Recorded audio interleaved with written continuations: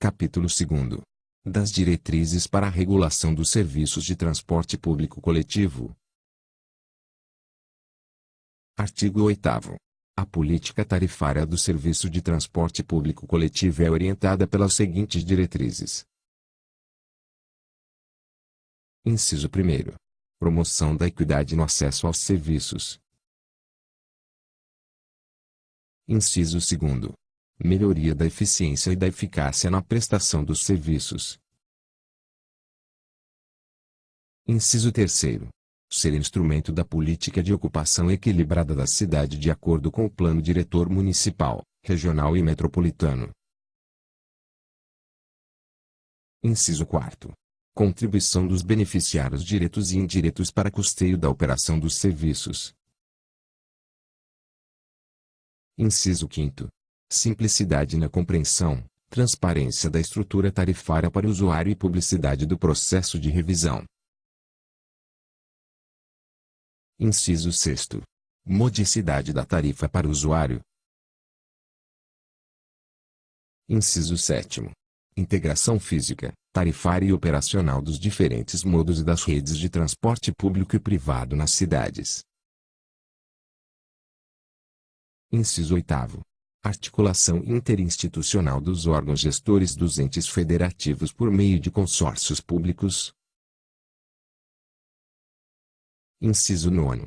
Estabelecimento e publicidade de parâmetros de qualidade e quantidade na prestação dos serviços de transporte público coletivo, Inciso 10. Incentiva a utilização de créditos eletrônicos tarifários. Parágrafo 1º. Vetado. Parágrafo 2º. Os municípios deverão divulgar, de forma sistemática e periódica, os impactos dos benefícios tarifários concedidos no valor das tarifas dos serviços de transporte público coletivo. Parágrafo 3º. Vetado. Artigo 9º.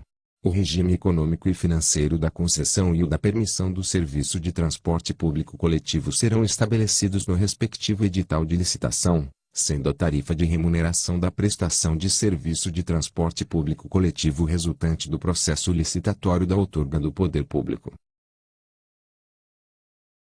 Parágrafo 1º.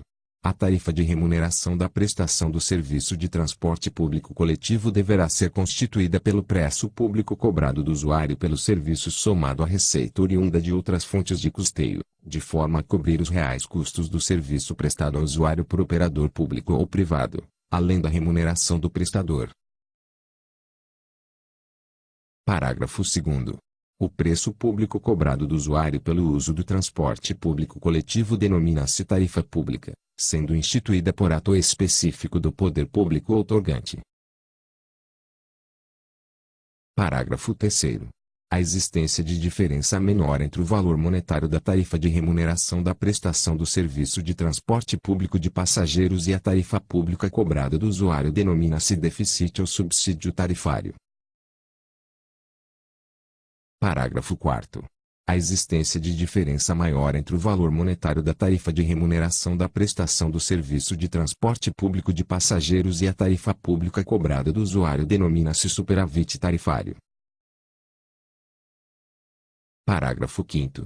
Caso o poder público opte pela adoção de subsídio tarifário, o déficit originado deverá ser coberto por receitas extratarifárias, receitas alternativas, subsídios orçamentários, subsídios cruzados intrasetoriais e intersetoriais provenientes de outras categorias de beneficiários dos serviços de transporte, dentre outras fontes, instituídos pelo poder público delegante. Parágrafo 6º. Na ocorrência de superávit tarifário proveniente de receita adicional originada em determinados serviços delegados, a receita deverá ser revertida para o próprio sistema de mobilidade urbana. Parágrafo 7º.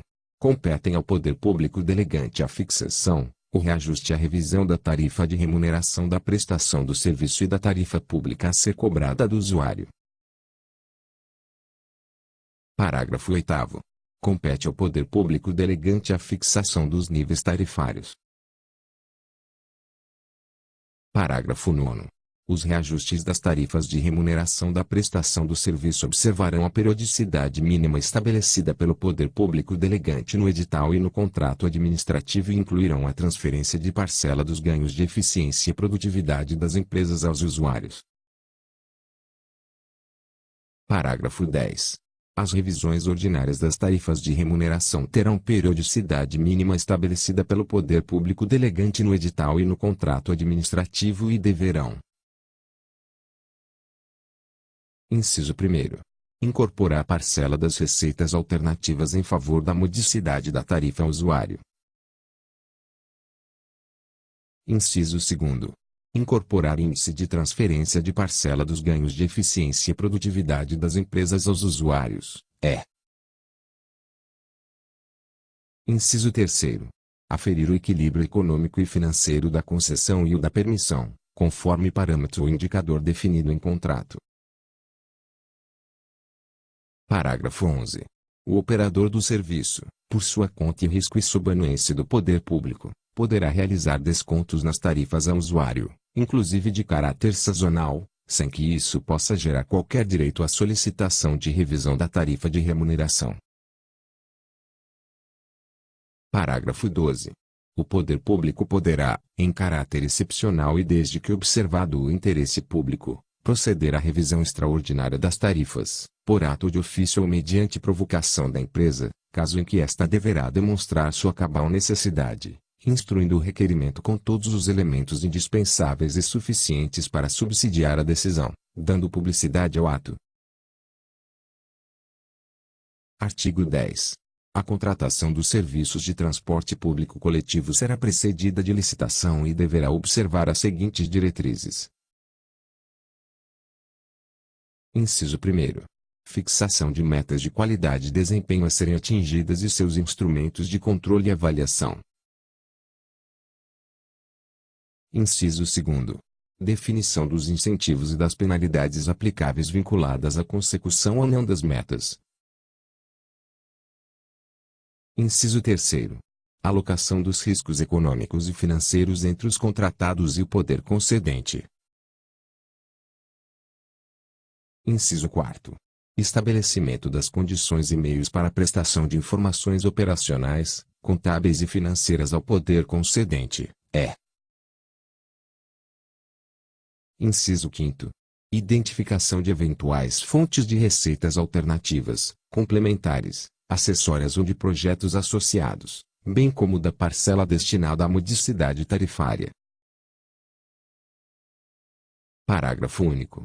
Qualquer subsídio tarifário ao custeio da operação do transporte público coletivo deverá ser definido em contrato, com base em critérios transparentes e objetivos de produtividade e eficiência, especificando, minimamente, o objetivo, a fonte, a periodicidade e o beneficiário, conforme o estabelecido nos artigos 8º e 9º desta lei.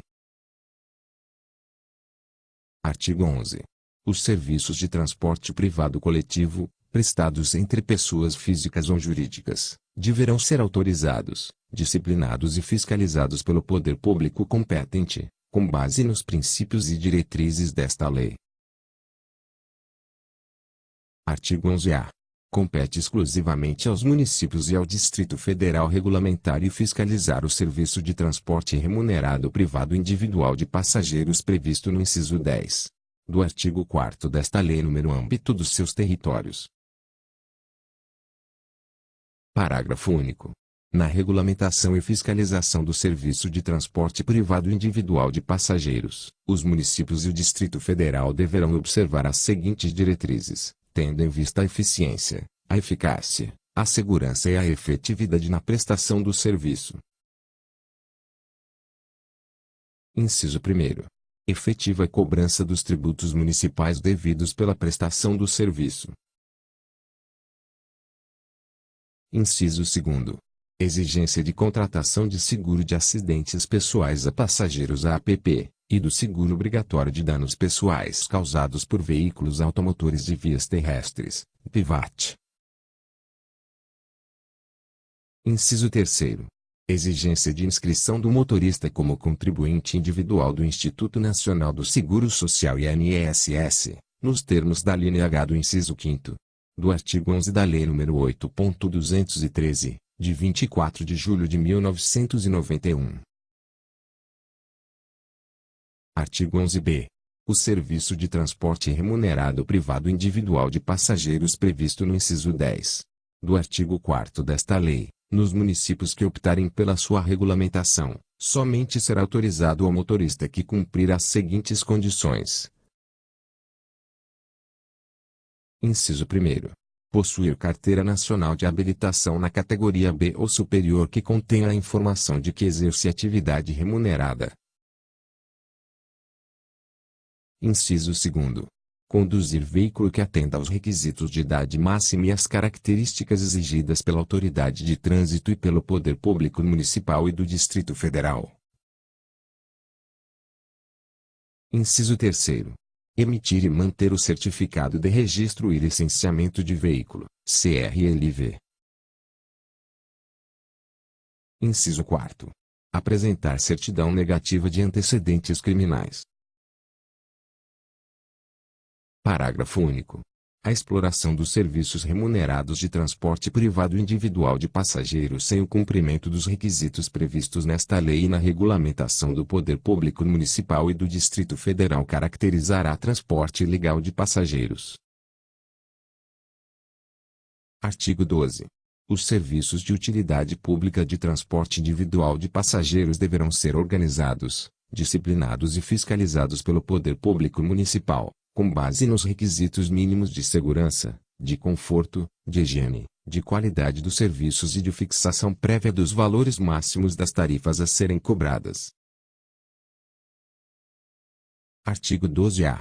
O direito à exploração de serviços de táxi poderá ser outorgado a qualquer interessado que satisfaça os requisitos exigidos pelo poder público local. Parágrafo 1º. É permitida a transferência da outorga a terceiros que atendam aos requisitos exigidos em legislação municipal. Parágrafo 2º. Em caso de falecimento do outorgado, o direito à exploração do serviço será transferido a seus sucessores legítimos, nos termos dos artigos 1829 e seguintes do título 2º do livro 5º da parte especial da Lei nº 10.406. de 10 de janeiro de 2002. Parágrafo 3º. As transferências de que tratam os parágrafos 1º e 2º dar-se-ão pelo prazo da outorga e são condicionadas à prévia anuência do Poder Público Municipal e ao atendimento dos requisitos fixados para a outorga. Artigo 12b. Na outorga de exploração de serviço de táxi, reservar-se-ão 10% das vagas para condutores com deficiência. Parágrafo 1º. Para concorrer às vagas reservadas na forma do caput deste artigo, o condutor com deficiência deverá observar os seguintes requisitos quanto ao veículo utilizado. Inciso 1º. Ser de sua propriedade e por ele conduzido, é. Inciso 2º. Estar adaptado às suas necessidades, nos termos da legislação vigente. Parágrafo 2º. No caso de não preenchimento das vagas na forma estabelecida no caput deste artigo, as remanescentes devem ser disponibilizadas para os demais concorrentes. Artigo 13.